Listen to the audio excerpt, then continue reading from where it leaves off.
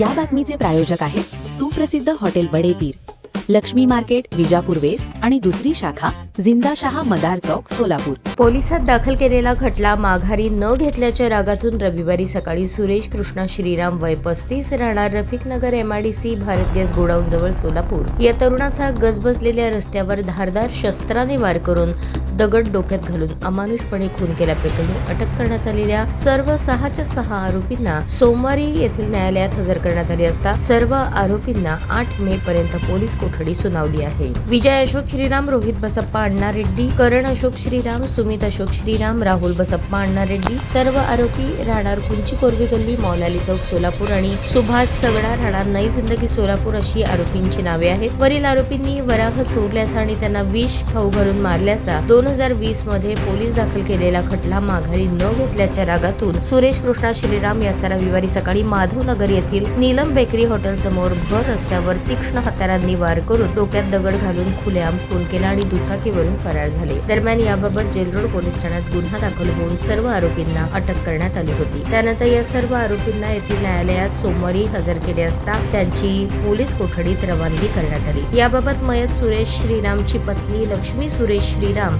वय 30 राहणार घर number 88 Rafiqnagar MIDC Bharat gas godown जवळ सोलापूर हिने फिर्याद दिली असून गुन्ह्याचा पुढील तपास जेल रोड पोलीस ठाण्याचे वरिष्ठ पोलीस निरीक्षक शिवाजी राऊत करत आहेत.